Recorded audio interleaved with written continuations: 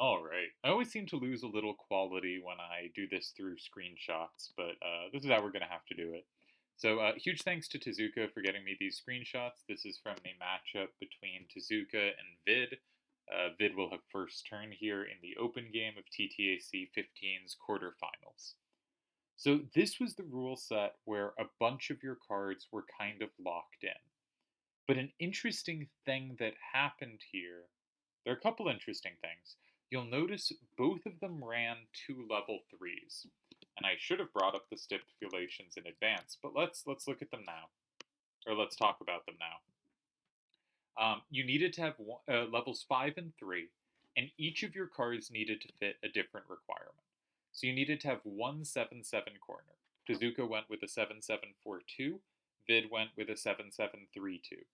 This surprises me a little. I kind of thought everyone would go with a 7/7/4X, but I'm sure there were reasons, for instance, thinking there are going to be a lot of sixes as targets, and the 7/3 is going to have serious plus wall potential against those sixes, because the next stipulation is must have a triple number, and everyone's going to go 6/6/6/3 or 6/6/6/2.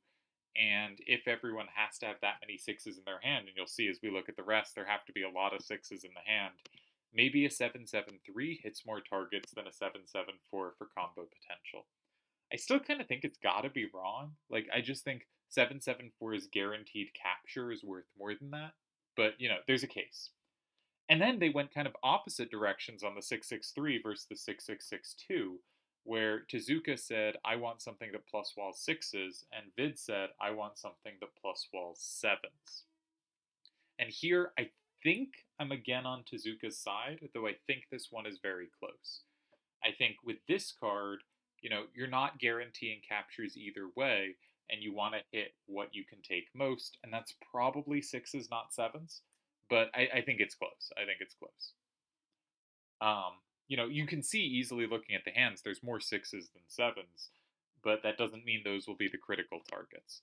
And, often the seven is put out as something you can't take, and the six is not used in quite the same way. The next stipulation is one card with two different sets of non-7 double numbers. So, in this case, both players used a 6/6/2/2. This is quite interesting. Quite interesting call from both players. So the most total power card available is 6/6/5/5 at level 5.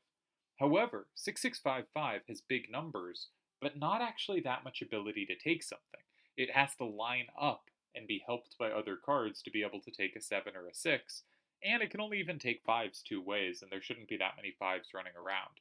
So it kind of has total power, but not actually much capturing potential from that power, though it could be a kind of blocky card that's annoying to take in itself. But both players went, I want more capturing power, and the 6/6/2/2s or 6/6/3/3s, though I don't think. I mean, I guess we can see those do exist at level 3 because Tezuka also used the 6/3/6/3. Which of his 2/6/6/2 or 6/3/6/3 counts for this stip and which counts for another one is unclear, but it doesn't really matter. The interesting thing is they both used a low level card for the double number because they thought, against the cards they were likely to see, a 6/6/2/2 would have more power than a 6/6/5/5. And they might be right. I don't have a super gut instinct there. I would want to, if I was playing this rule set, what I would do is I would build hands with both and then start looking at starters against each other and just thinking, like, what do I end up being happy with in my hand? And that's how I'd try to, it's not quite play testing it, like, you don't play out a game or anything. You just kind of look at the hands against each other and start thinking about how stuff plays out and deciding which card do I feel more comfortable including. And it's quite easy to imagine the 6/6/2/2s went out there. The fourth card of choice, but interesting, they both went there. Really strong indicator, actually. Um, I think these are both good hand makers and obviously very strong players. I have both of them in my top 25 tournament players of all time. And quite telling that they both went this direction. And will be interesting to see how people go in future games on this rule set. We have one 7/7 card. We did that. One triple numbered. One with two pairs of doubles that doesn't include sevens. One level 3 card. Tezuka goes with 6363, Vid goes with 2366. Um, these are reasonable choices. The best level 2s in general are 6632s, 6633s, and 6622s. There's a case sometimes for 1574s, but that's usually when the 66s are banned or when there isn't plus wall, but there is plus wall here. I like 6515s, but they're much weaker. So they both went with, I think, just generally speaking, the best kind of choice. And finally, one card with 4 different numbers. And interestingly, they both picked 7652s. Now, the 5-2 part picks off 7s. I would have expected 7654s being the most popular, followed by 7643s. And then I thought Deli likes 7652s, so they're maybe number 3, but I don't think we'll see them. And I don't think we'll see 7653s, and clearly I was wrong. Both players going for a 7652 here, and we'll see how that plays out. And I think that's it for hand making, so let's move on with the game. Nope. Nope. Okay. How do we move? There we go. All right. So Vid starts in 9. Now, I didn't think much about Vid starter possibilities. Maybe we should have done that. It doesn't look like he could have played something that poses huge challenge, right? I mean, you can play something like 2773 and 1 and say, okay, you have a capture in 4, but I have a recapture in 2. But you're committing a lot of very powerful cards to something, and I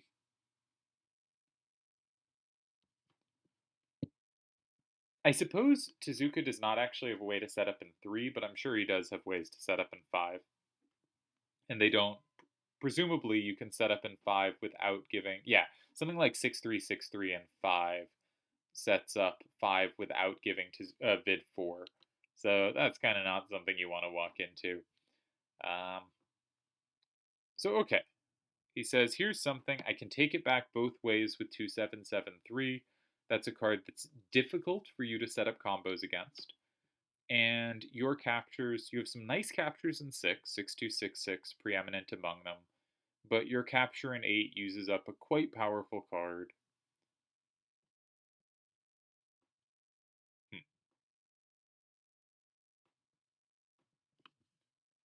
Yeah, interesting.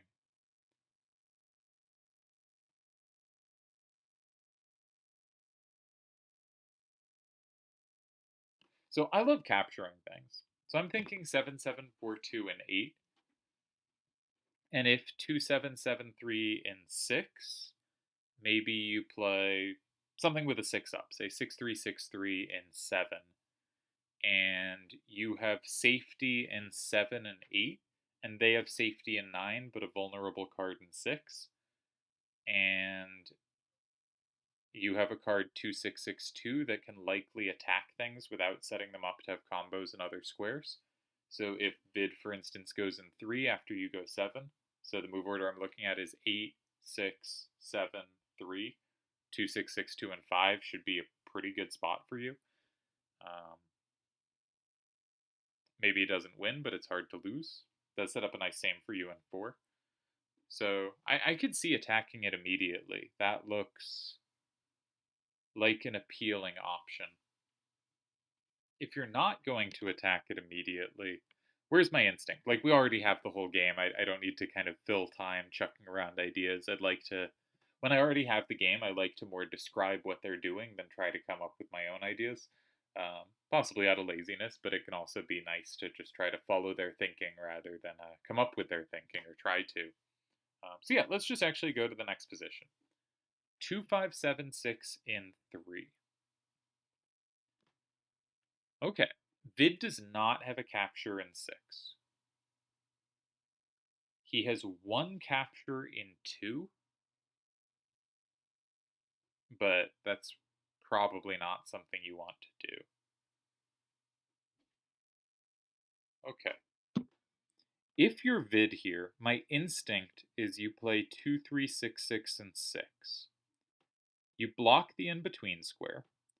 You also cover 7742 in 8 or in 5, because either way you have a combo with 7652 in the square above it, right? Because you have a lot of 6s facing out, and your 7652 can pick up those 7s facing up.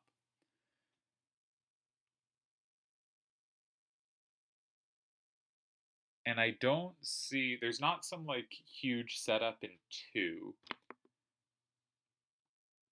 So I think if you're Vid, you probably want to block 6 here. I'm sure there's lots of other possible moves, but my strong instinct is you block 6. 6 is now a bad square for you. It is a good square for Tezuka, and it is not obvious that Tezuka has a strong L. The only thing his L's set up is Malboro doing more, and he's potentially over-reliant on Malboro to finish you off. That's my guess. Okay, so I'm thinking 2, 3, 6, 6, and 6. Let's see what was played. 3, 6, 6, 6, and 1. Man, 6, 3, 6, 3 looks really good here. Not amazing, you know, it doesn't have 4, it doesn't have the double and 6, but it looks really good. What it feels to me like is Vid is playing cards he can capture back, right? He is putting stuff he can capture back that has nominally high outfacing numbers, but all his captures are single captures and a little clunky. And Tezuka has much kind of cleaner captures.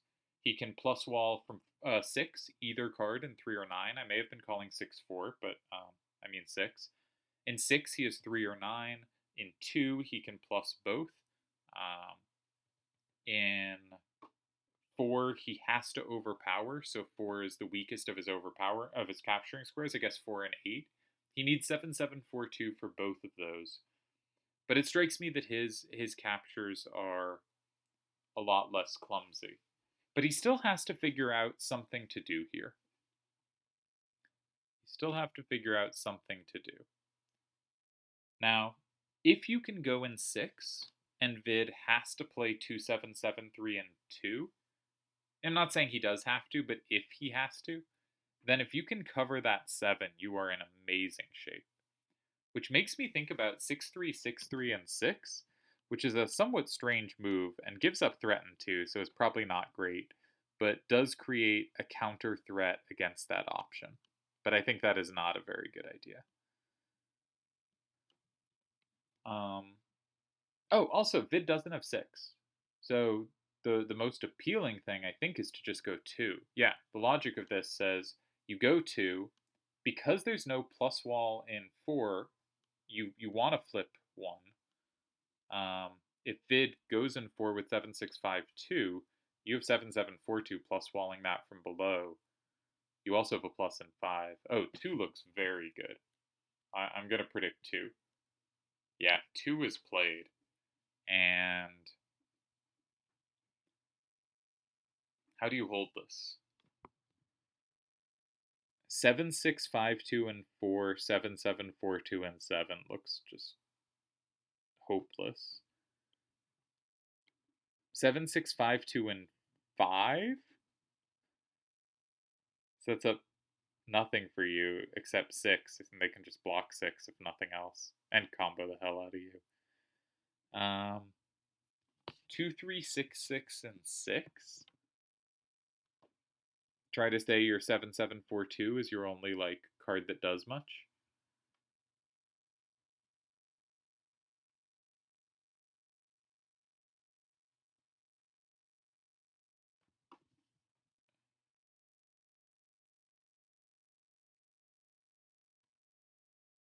There's some interesting stuff there. So it's currently 6 4.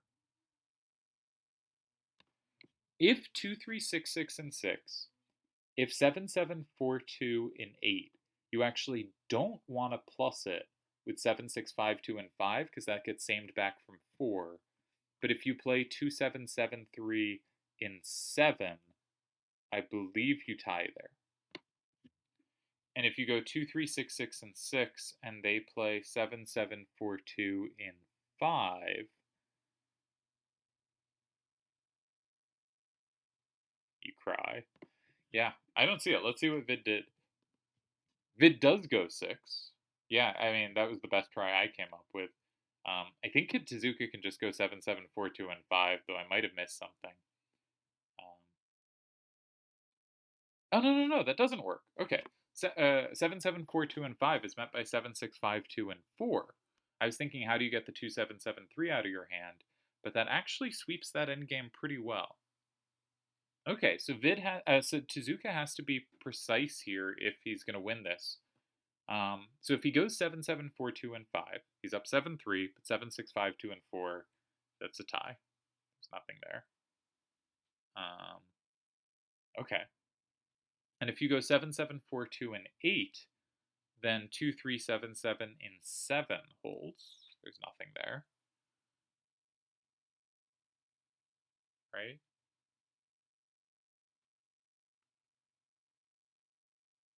Yeah. Okay. So maybe 4?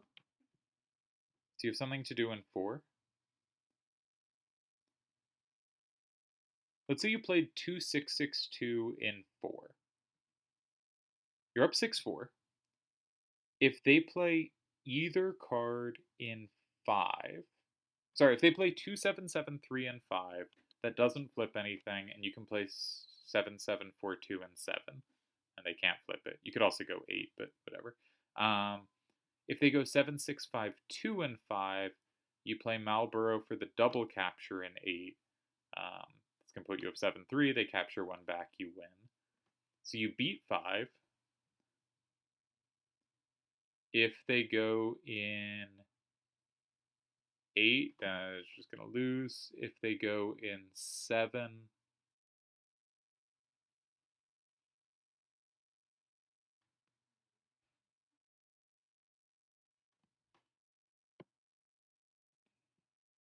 if they go in 7 with 7, 6, 5, 2, then their 2, 7, 7, 3 is dead in 8, so you go in 5 with Marlboro and you're good. And if they go with Dragon in 7, it doesn't flip anything, and you're again good with Marlboro because you go up 7, 3. Yeah, I think the win's in 4. There might be more than one win. He goes 4. Nice. All right. Tezuka and I on the same wavelength today. So though he didn't, I would have just captured the starter probably. He goes 4. Vid goes 5. All right, Tezuka goes 8. I would have gone, whatever. I would have gone 7. I was talking about this actually because earlier today I was recording Seto Blizzard live, and my instinct in these positions, right, is to go 7, 7, 4, 2, and 7. I know they can't capture anything. I don't have to calculate. I'm up 6, 4, and I don't like people flipping my cards.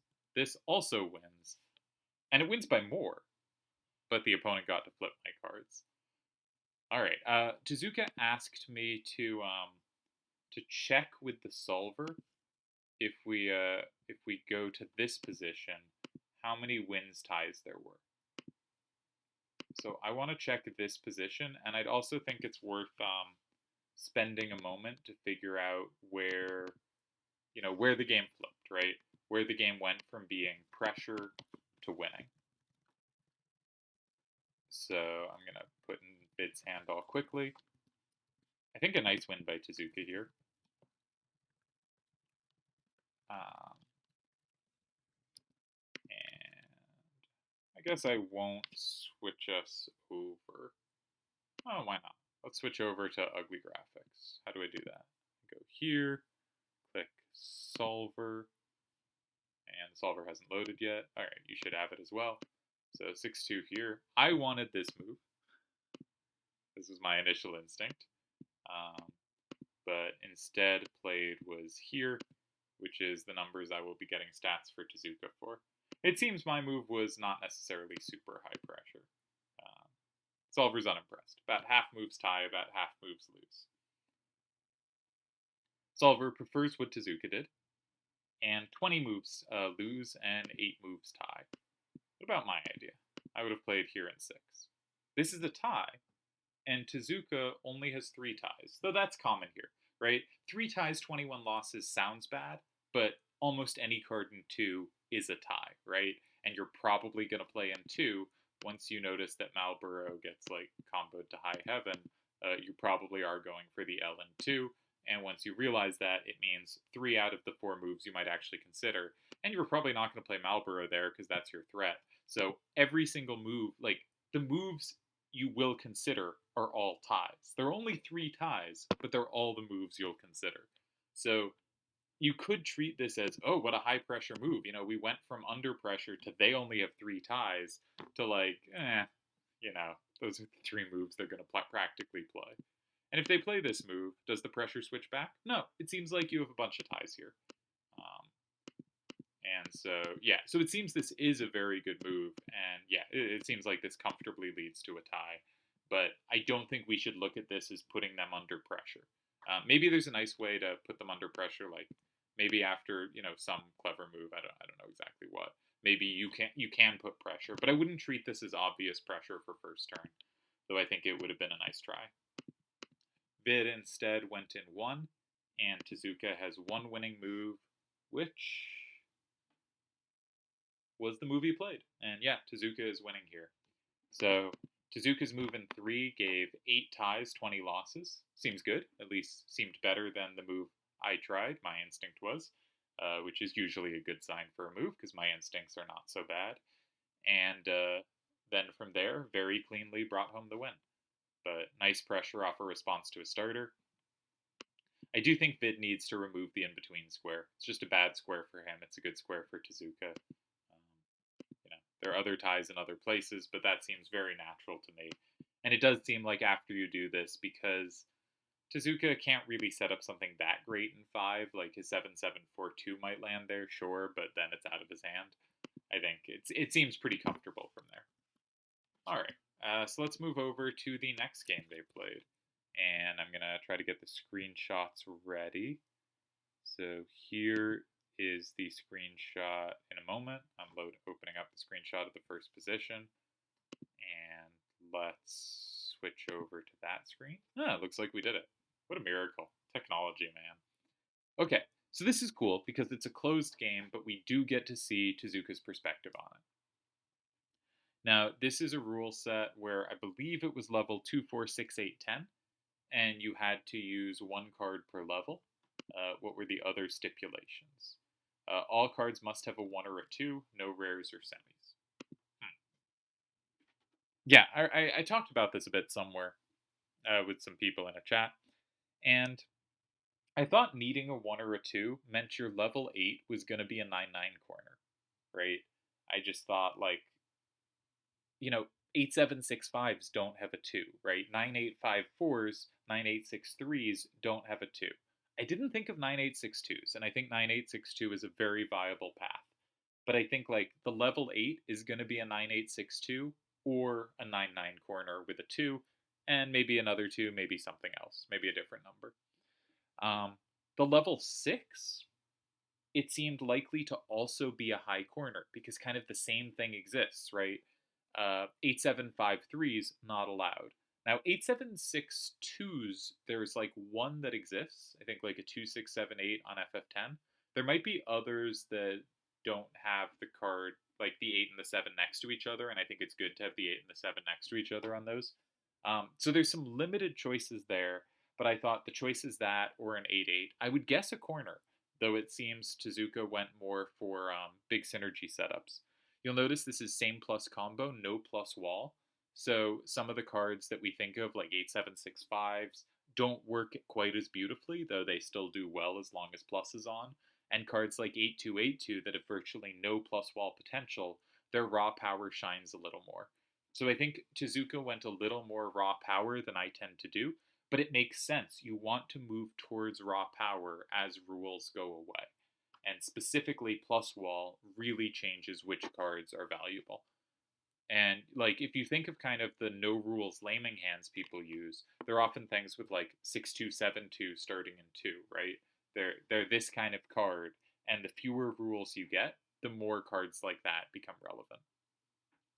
Then there's 3-2-7-2. Now, I would not put together a hand this way because I really like when my higher level cards can take my lower level cards. And it needs work to do so here, right? The A2-A2, for instance, cannot clean up the 3-2-7-2. But I also like having something with a high number facing out. I think especially on closed, with such a split level rule set, you don't want to run out your hand on second turn like 2, 4, 6, 8, 10 kind of thing. Obviously, you don't get to use all 5 cards, but often that just the opponent can set up maybe not even an X, but some kind of setup where they just have all the captures at the end. And I saw that when I watched the game earlier today. Incidentally, I haven't looked at these games before talking about them now. I wanted to come to them fresh. So even though these games happened first, I watched Seto play Blizzard first, and as I record this, they are currently tied 1-1 with the open game left to go. I think it's been a great match. But something I thought about there was, and something we saw there in the game Blizzard won, was there was a bunch of cards with low numbers facing out, and Blizzard was using Shuyan 9289, much as Tezuka is, and it was just too powerful a sweeper at the end. It just had all the captures in every square, and that just gave Blizzard an automatic win with a couple moves to go. So I like having a high number on your low level so that if you do chuck your low level out there, it's not necessarily getting swept. I think that's important. 9289 is not my instinct at all. Maybe that's wrong. It has tri-directional power, but as we see from potential 9-9s and 8-8s, that doesn't necessarily mean it can sweep the lower level cards. And my instinct would be to get an A there. I was thinking A962.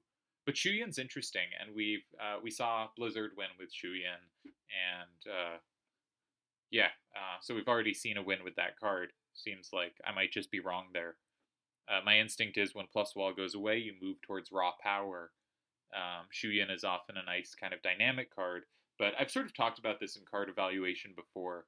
I think there's sort of raw power, which tends to be its kind of two-directional power. You know, A962 clearly has more.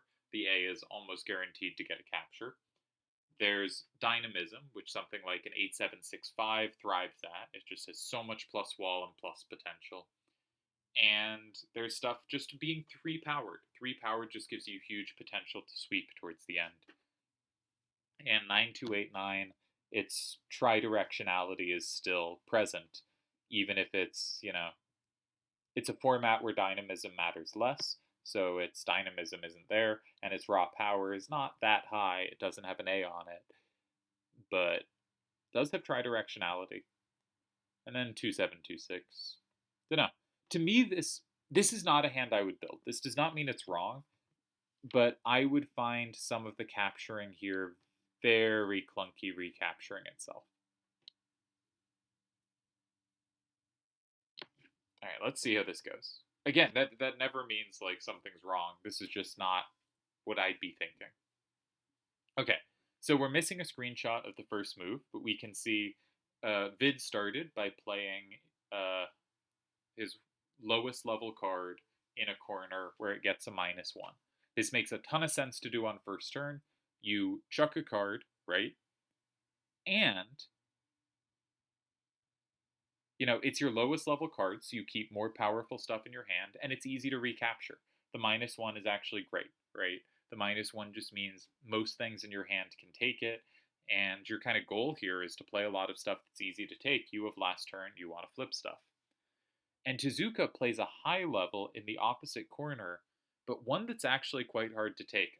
Before TTA returned, I found this GitHub Triple Triad program that played really basically and stuff, and when it drew a random hand, it would just draw from all levels of FF8. So you'd sometimes click new game, and it would be like, okay, I have 3 level 10s, a level 9, and a level 8, and you have only level 2s, right? And it's just not fun. And you can play with various rules. Of course, it doesn't have plus wall because plus wall is not an FF8 rule, but obviously it should be. But messing around with it and playing games with same plus combo against it, I was really underestimating just the odds of high numbers being takeable. Now, part of it is because it was an all 10 level random. So, if they put out a 9-8 corner, often I just can't take it because I just don't have cards with that much power. But this is kind of similar to that all-level random. It's just hard to take high numbers.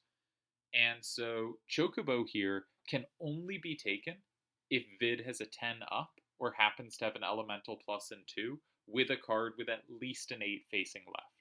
Now, it's pretty hard to have that element, and it's pretty hard. You probably have a 10 in your hand, but there's a very good chance it's not facing up. So moves like this computer program kept doing them because it would just like play whatever the highest corner it had was. And as soon as you add rules and can set up against it, it was easy to smoke. But with limited rules or limited ability to set up, these higher plays start being a lot stronger. And I would hate this play if plus wall is on. Because it's terrifying if your opponent has combo potential against this card. It's horrible because you can like never play next to it. Because as soon as you go in 4, they go in 2 and they flip 1 and 4 and whatever 4 is hitting. And it's a nightmare. Like, but with plus wall removed, maybe this move goes from being like horrible to quite good. And I really think it would be horrible because the only card you can put next to it and not just die to any combo is Shuyan, and you don't want to have Shuyan committed to that role. So, but there's not plus wall, and it's interesting how people adapt to rule sets. I don't particularly think I'm, you know, amazing at this, but it's interesting to see, and I think this is a move I probably wouldn't consider, but it is obvious once you do. There's a 1 in 4 chance Vid can take this. And if he can't take this, it's not that easy to set up against, right? Because your level 4, the numbers are going to be in a range that is unlikely to have pluses. And so you have kind of 3 cards, your 6, 8, and 10. They are probably not cards that work together that cleanly because, again, they're levels 6, 8, and 10. There's a big variety. What are the chances you can set up? Now, if you can only set up one way, maybe that's good. Actually, I was talking to Turds, and he was saying, it's annoying. I have to have 9s covered in every corner. And I was saying, it's closed. I don't think you do. I don't think your opponent can do that. But seeing it now, I have no idea. If you're Vid, and you can play your level 4 and 5 and set up one of 2 or 4, but not the other, do you do so? I think you do. And then I don't know how Tezuka responds. Let's see what Vid did. But this is a very interesting move, and very specific to the rule set going on, right? The element in 2 moves from, a 50% chance that if the opponent has a 10, and if they have Shuyan, they can't take it anyway. But if Vid has Shuyan, I don't think he's starting in 9. I think he'll direct the game a little more for Shuyan. So I think Vid doesn't have Shuyan, and if Vid doesn't have Shuyan, could have a 3998 or 2998. Those are similar cards. But, very good chance he has a 10 in his hand. You say 80%. If he is a 10, it's also hard for it to be facing up left because, again, he started at 9, and the one left doesn't work. It has to be the one up. So the odds of him being able to take this, I think, are very low. Like, my math comes out to like 20%, but I think that's 20%, I'm saying like 80% chance he has a 10 in his hand, just guessing wildly, and 1 out of 4 that 10 is facing up. But if we were in the world where the 1 out of 4 the 10 was facing up, I don't think he starts in 9, or at least it's a lot less likely. So that 20% becomes something more like 10 or whatever percent. Yeah, I think it's very hard for Vid to take this. But I think if he can set up partially against it, he probably should. Okay, he goes 8. So he's not messing with that card. Now, can Tezuka risk going in 6? And of course, we're going to be from Tezuka's perspective here because he's the one with cards we can see. Note his lowest level card cannot take in 6, but his other cards can. Note Shuyan in 6 with its 9s facing out is not quite as like invincible or like difficult to take as the 2992 Chocobo is because it is on a -1. So it is vulnerable to 9s, and Vid likely has 4 numbers in his hand that are at least a 9, probably 1 in each direction. So Shuyan would certainly not be safe. Now, on the other hand, it's just hard to have pluses here. So maybe you just do take. Maybe you play like 3, 2, 7, 2, and 6 and just say like, come at me. I'm not sure. There's also, you can always go 4 here. Not sure there's an amazing card here. You can go 2 here as well. Yeah, there's a lot of squares you can go. My inclination would be I'm going to take that card and lock it in. The problem is 3272 is a bit scary to take with it because it's pretty easy to have a plus and 5. Now, if you have a plus and 5, it's really scary because 2 and 4 are likely to combo you back. So it's very chaotic. I don't know what I'd do here. Let's see what Tezuka did. He goes 5. Alright. But now we can see that his hand had some clear points because Shuyan now has sames in 2 and 4. And he flips a card that is otherwise not takeable for him, right? Tezuka has this really real feel for going in 5, and sometimes I think it really bites him, and sometimes it really pays off. I guess we'll see how it does here. But we can see some reasoning for it. If he doesn't go 5, he's not taking the card in 8, unless he combos through 5. And this gives him the maximum potential to combo through 5. Now, if you're Vid, I think you just go 6. I think you go 6. Without plus wall on, that card can't be comboed. Yeah, I think you go 6. And he does. This makes a lot of sense. With a plus 1. Vid actually had a plus 1 for the element in 2, just not numbers facing the right direction. And that is very difficult to take. But from Tezuka's perspective, it is very hard for Vid to go in 6 without flipping 5. Quite hard, at least. I guess the minus 1 makes it a little easier. The likely minus 1. In this case, there was a plus 1. But Vid takes safety. This makes a ton of sense. But now Tezuka can slide. And so now, for instance, if Tezuka plays... there's not a great way to slide in 4. So if you play 2726 in 2, right? It's currently 5-5. And basically whatever they do in 3, you play Shuyan in 4. If 2 needs to be flipped back, it will flip through 5. And you're going to have an 8 and a 7 facing towards an element where the opponent's 8722, the ideal card there, is already out of their hand. A square there's a decent chance they're poor in, right?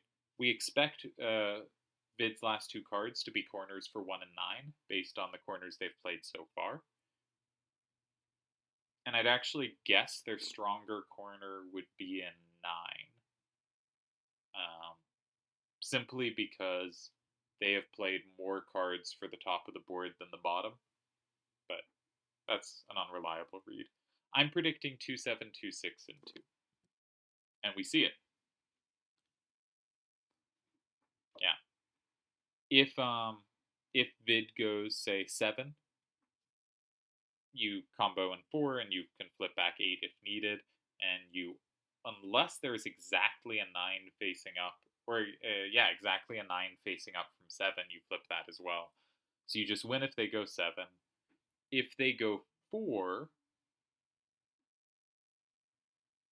well, you even have a plus and 3 now. Yeah, 4 is not scary.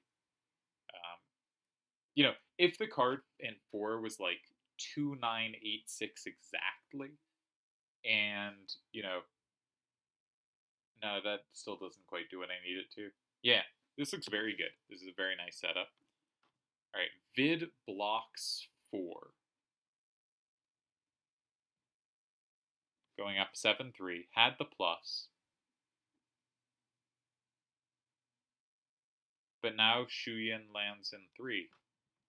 Yeah, and that's game. So let's see what Vid's last card is and then go back. 9295. So I was right here.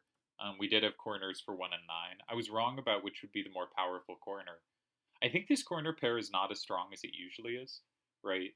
The 9 and the A don't do as well against the 9-9 with the wall rolls off, and the 9-9 doesn't do as well against the A9 with the wall rolls off. But if we think about those 2 cards, you're sitting here with 2-9-A6 and 9-5-2-9.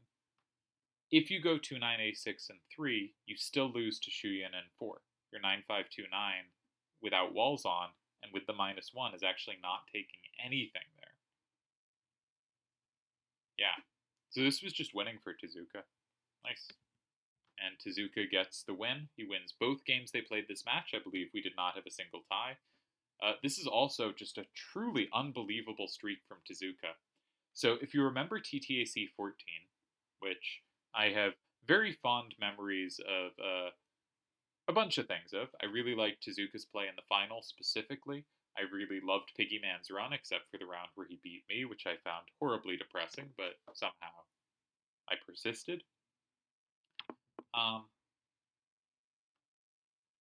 Tezuka did not lose a game during TTAC 14. He played one tie against Kaus, and then Kaus withdrew.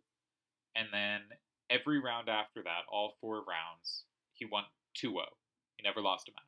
Open, closed, whatever. 8-0 for the tournament. 8 wins, some number of ties, like 3 or 4 ties total. 8 wins. Very few ties.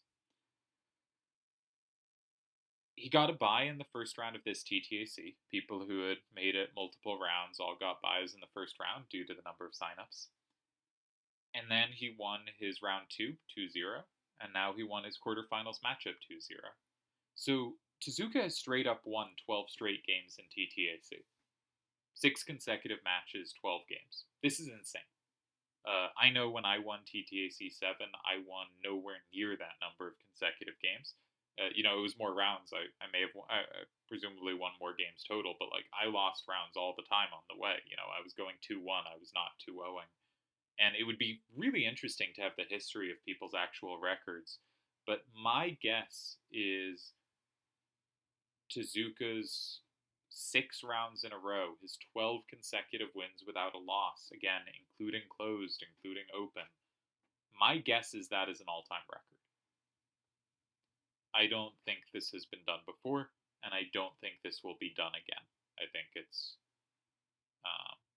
it depends how long the site lives, right? If you guarantee me there will be 50 TTACs, yeah, this record's going to get broken.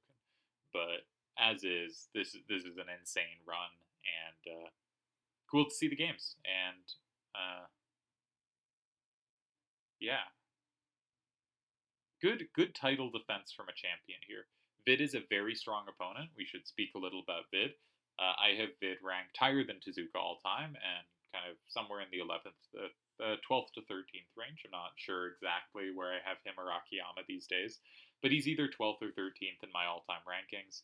And notably, he's probably got the best record of anyone ever in closed tournaments. Just consistent, deep, strong runs in closed tournaments. And he has had good success in TTACs. He obviously has had really good success in open tournaments too. I think a video has already come out mentioning that the open tournament he won is arguably the greatest open tournament to ever happen. But despite him having that on the resume, he has an even better resume, I think, in closed. And thus a very, very strong player in the TTAC format. And this is a huge win for Tezuka, who follows up his title with at least a semifinals run.